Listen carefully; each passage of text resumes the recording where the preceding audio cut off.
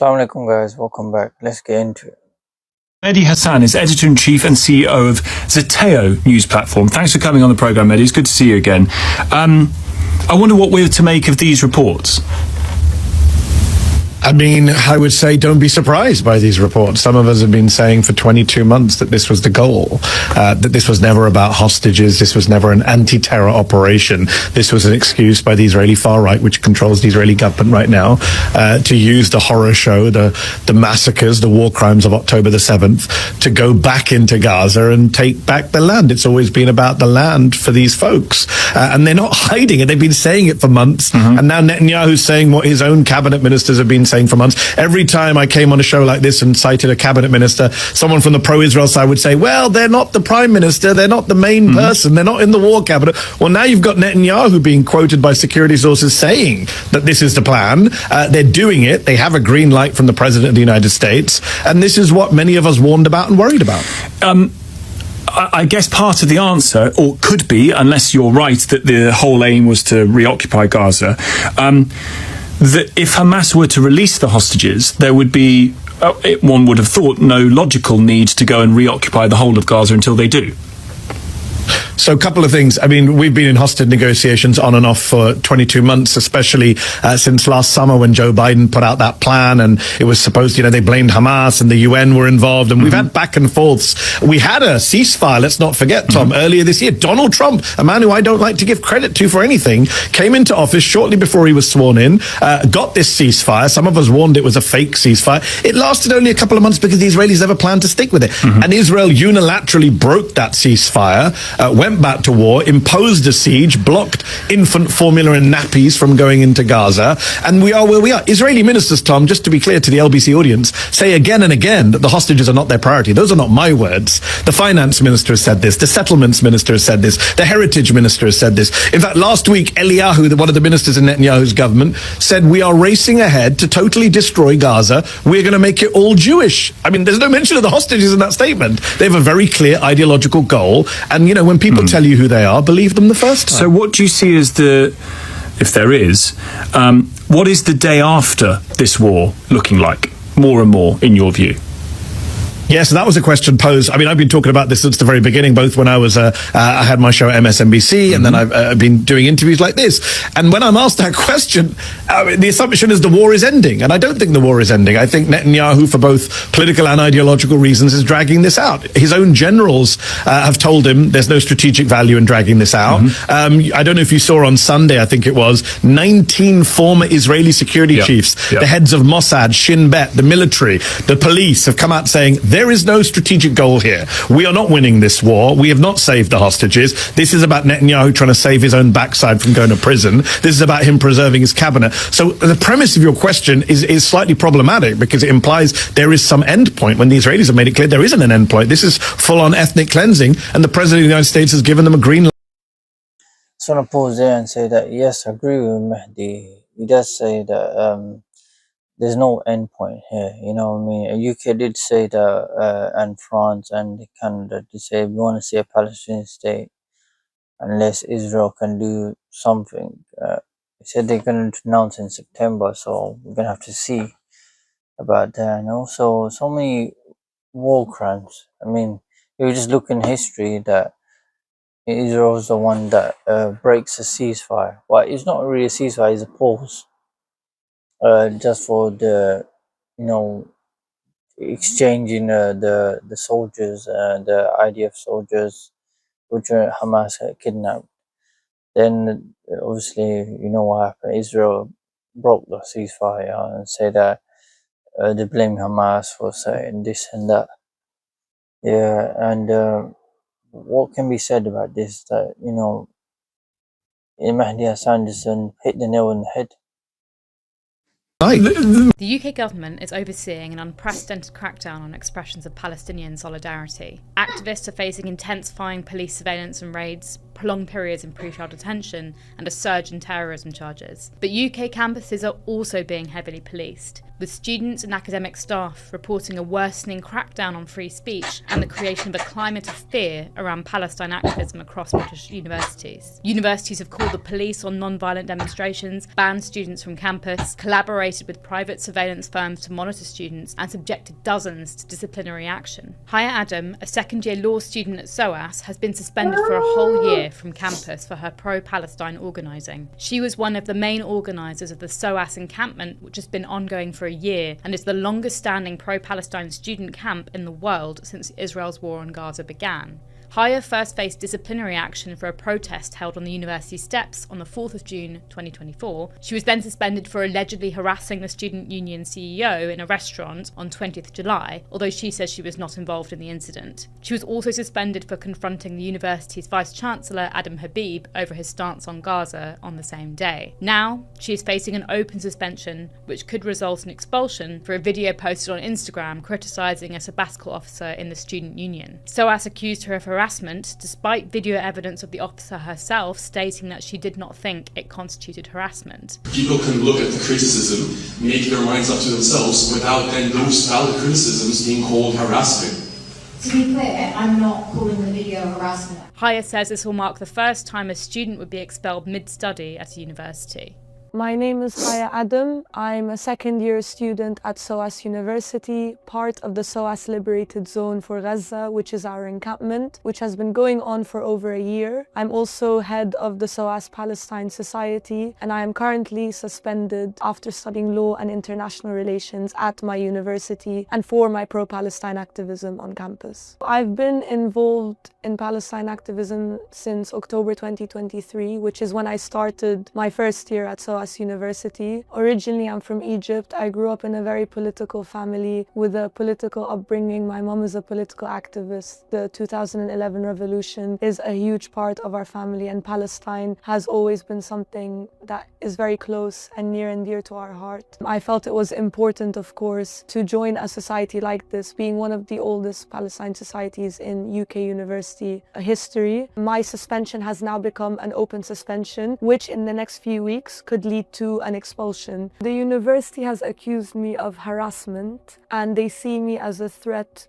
to the community on campus. If I were to be expelled, which is the goal of SOAS University, this will be the first time in a UK university that they expel a student in the midst of their studies, because I have 1 year left at SOAS, which is going to set a very, very dangerous precedent, not just at SOAS, in intimidating students who have seen this repression, and some are whom already too silent to speak up because of what they have been seeing. For many students, this crackdown has sent a chilling message that expressions of solidarity with Palestine in universities carry a heavy price. Despite this, many in the student movement have shown they will not be intimidated. After winding down last summer in the face of hostility from university administrators, new protest encampments are springing up, with camps relaunched at King's College London and Cambridge's. You know, people come to this country, or wherever, the West, you could say, you know, to escape oppression from the government and this and that. You know, the same thing that this government is doing is cracking down on, you know, freedom of speech, which is the basic thing for humans. You know, it's just one after another. You know, one is being complicit in genocide, and one thing you can't talk about genocide, or the people who are, you know, being genocided against the Palestinian people. We can't protest against that. You know, just because one bad apple did something doesn't mean the whole group is bad. Does that make sense? Trinity College in recent. The IDF, which I tell you, you cannot agree, that's okay, but I tell you, IDF is the most moral army in the world. I repeat, it's the most moral army in the world. Well, that brings it's me. not shooting. Okay. It's not, one second, one more sentence, Mr. Morgan, please. Okay. Is not shooting a population, is not shooting an innocent population. But you tell me, what do we need to do when Hamas terrorists are hiding behind human people, are hiding behind schools, You know the first thing you could do? underground of hospitals? What do we need to do? You know the first thing you could do? You could lift the ban that Yes. the Israeli government has put on international journalists going into Gaza, so that all the claims that you make, which always blame Hamas for absolutely everything, could be verified by independent journalists. Why don't you do that? Why for 20 months have you banned international media from going into Gaza? An unprecedented ban for any modern warfare. Why have you done this? Well, I want to tell you that, first of all, you have to understand something. The IDF army is not trained to shoot in bursts. They are trained to shoot through sights in a single shot mode. That means they are not shooting like in the movies, like you think, spraying all over. What's that got to do with the media being banned? I will tell you right now. So if you just let me finish.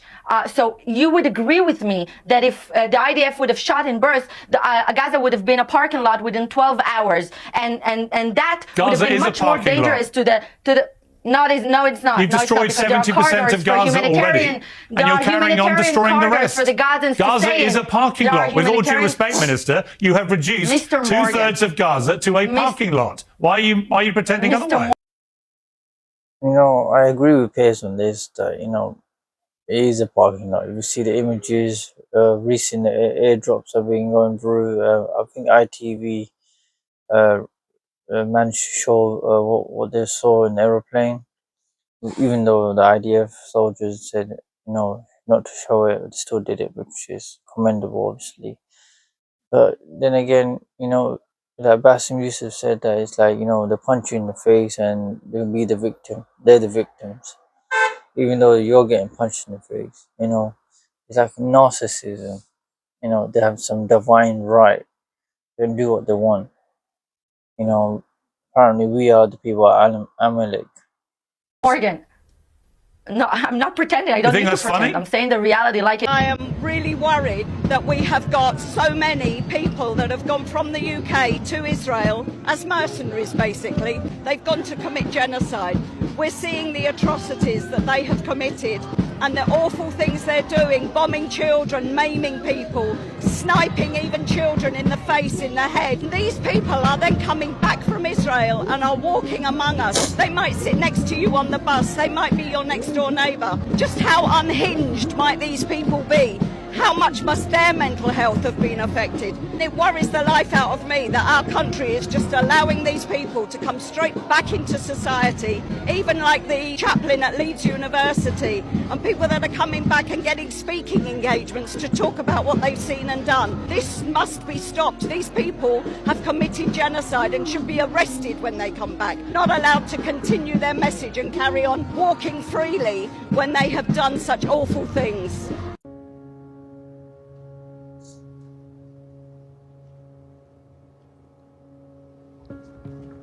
What we are witnessing is not erratic. It is methodical. Call it what it is. Genocide. Genocide. Genocide. As of yesterday, credible sources, 180 people have died from starvation. Among them, 93 children. This is real. This is undeniable. They were lives, not statistics. They had dreams. They had names. Names? Zainab Abu Halib, a baby who died from malnutrition. Horrific scene. I think the time of talking is over. It's 2 years in and you're still talking about it. We need action. Not like a political party discuss what we're going to do about Palestinian state or what. No, we need to stop the genocide. Period. Should be as simple as that. What's so hard about it?